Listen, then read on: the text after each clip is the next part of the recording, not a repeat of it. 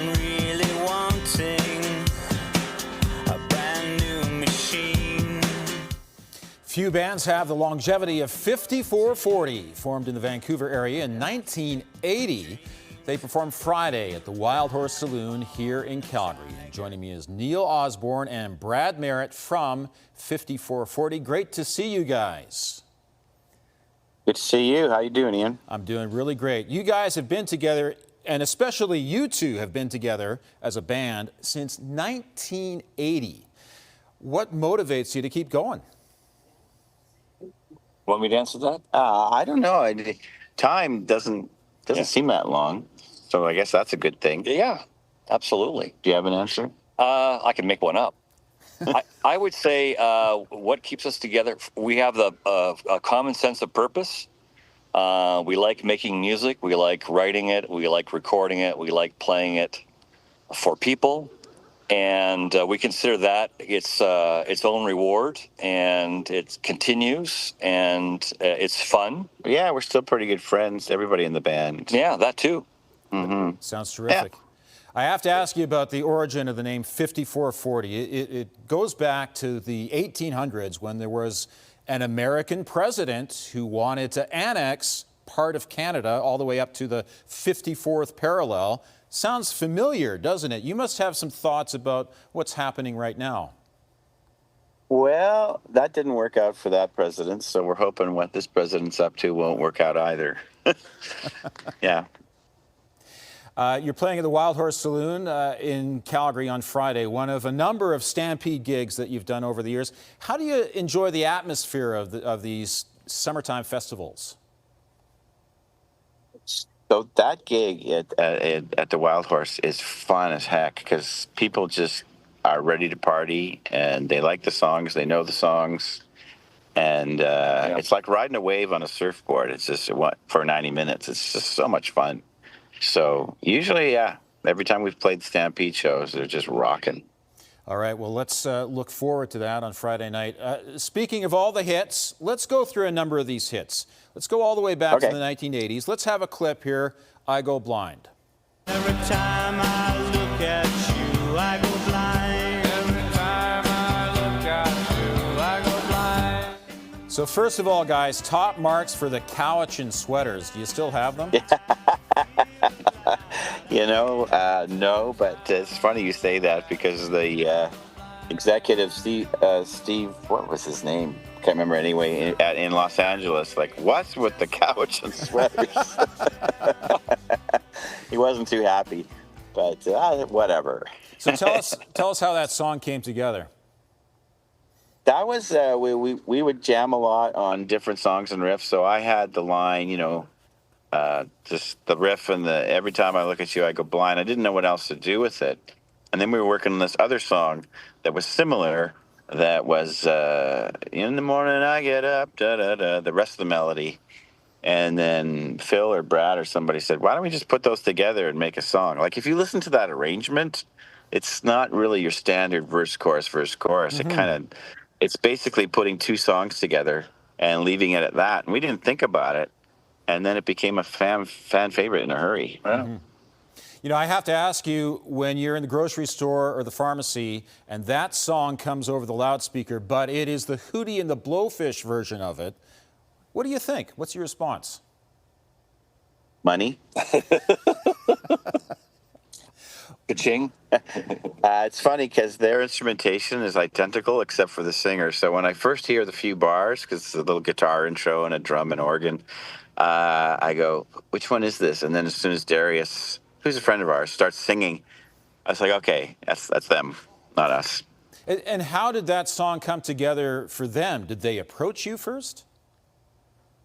They did not. No, they, so they used to come to our shows when we played down in that area, Washington, D.C., which is where a couple of guys are from Maryland, and they'd come to see our shows.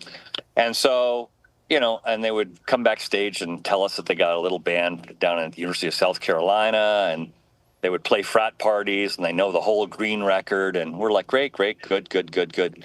And then we're playing, I think it was a snow job out in Banff one year, And then we hear that this band, Hootie the Blowfish, has put I Go Blind as the B-side of their first single, and it's starting to go crazy. And we're like, great, it must be those guys. And it turns out it was those guys. And the rest is history. As they say. And to be clear, you guys still get royalties for it, right? Oh, yes. Yeah. Nice to hear. Okay, let's flash forward a little bit here. Let's go to 1988, One Day in Your Life. One day in your life, you don't have to worry. One day in your life, you don't have to cry. Okay, so how did that come together?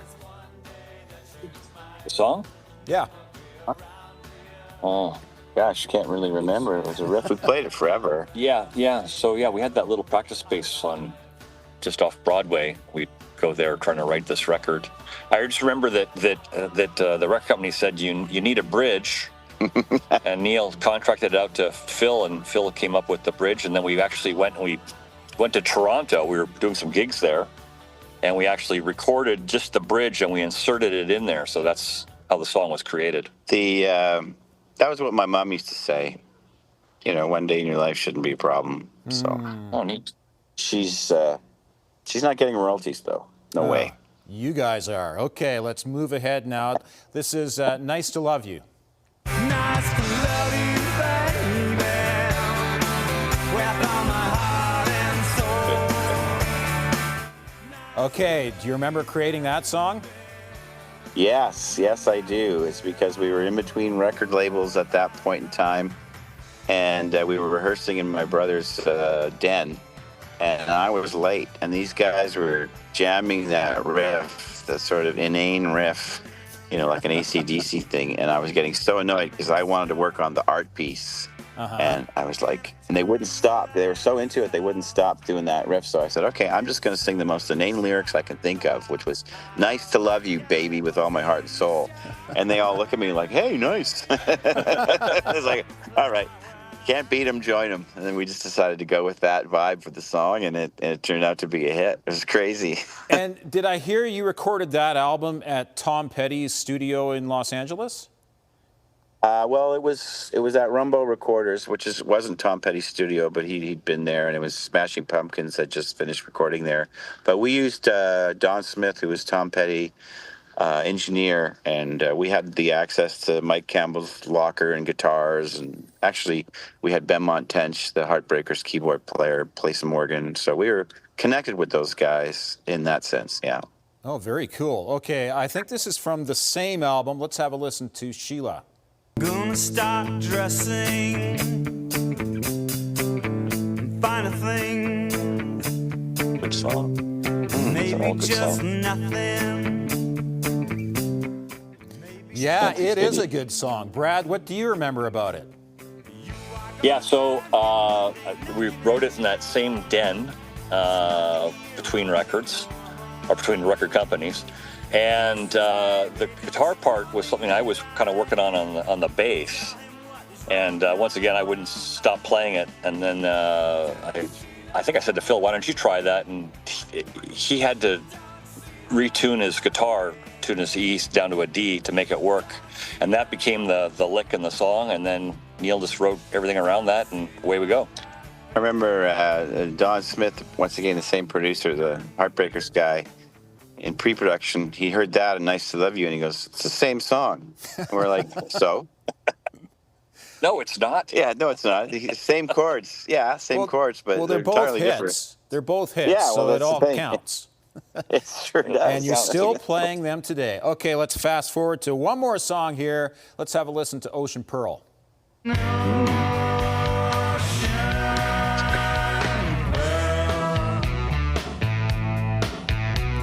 Okay, first of all, the video in Las Vegas looks a little bit dangerous. Yeah. Yeah, it was on top of an old 1960s bus. We took that bus from Las Vegas down through the desert into Los Angeles on the Sunset Strip, and it was fun. Although when we were shooting that shot in Vegas, sitting on top of the the whole band on top of the bus driving down the strip, some kids yelled, lame. we couldn't stop laughing. What do you remember about the song itself? How did that come together?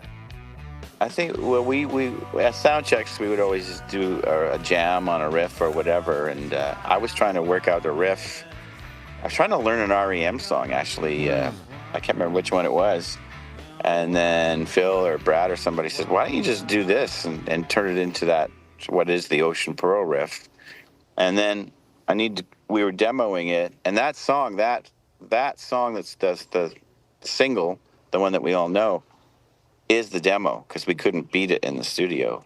And I had to sing it like that day when we were working on the demo. So I had gone to the library and found this old book of references called Cockney British Rhyme and Slang. You know how apples and pears mean stairs and Yes. all those other expressions. So I saw that Ocean Pearl meant girl, and I went, no one's done this? No one's thought of this? So I was like, okay, I know what I'm going to sing now. So I imagine fans on Friday night will hear all those songs and more for 90 minutes, right? I think you are exactly correct. Yeah. And it sounds like it's going to be a wonderful show. Listen, enjoy your time on the road this summer, and enjoy yet another trip to Calgary. Thank you, and thanks for giving us your time, actually. Thanks, Ian. Thanks, Appreciate it. guys. All right, take care. And 5440 is at the Wildhorse Saloon on Friday, July 4th, the first day of the Stampede. For tickets, you can visit 5440.com or visit wildhorsesaloon.ca.